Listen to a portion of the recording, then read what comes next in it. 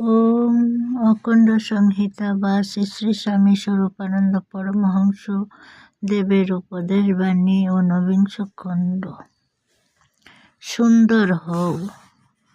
শ্রী শ্রী ভাবামণি বলিলেন, প্রথম সূর্যের অরুণাভামণ্ডিত সুন্দর মুখচ্ছবি দেখে প্রভাতের পাখিকুল পরম আনন্দে মেতে ওঠে পরমেশ্বরের জয়গানে। আকাশ বাতাস আকুলিত করে নিদ্রিত জগৎবাসীর ঘুম ভাঙায়। আমি চাই বৎসগণ, তোমাদের প্রতিজনের পবিত্র মুখচ্ছবি দর্শন করে জগতের কবিগণ পিককুল কুহরণে দিগমণ্ডল নিনাদিত করে গেয়ে উঠুক।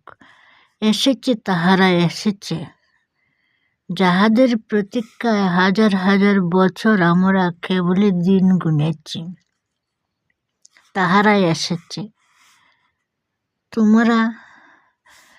তোমরা জাতির সম্পদ, তোমরা জাতির অলঙ্কার, তোমরা জাতির গৌরব, তোমরা জাতির শ্রেষ্ঠ আশার শুদ্ধতম প্রতীক।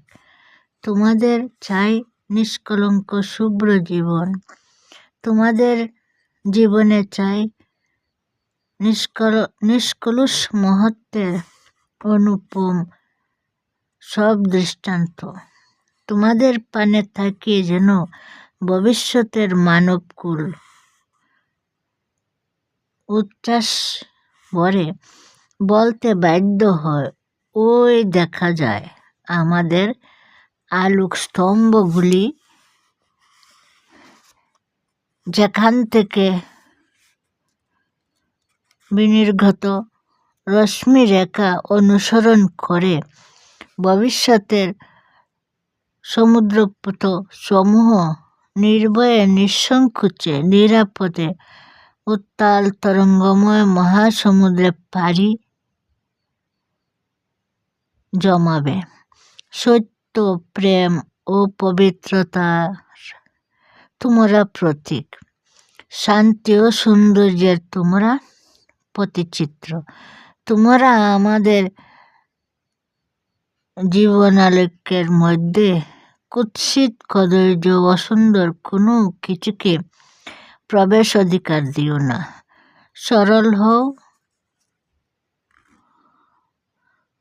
সবস হও, পবিত্র হও, সুন্দর হও।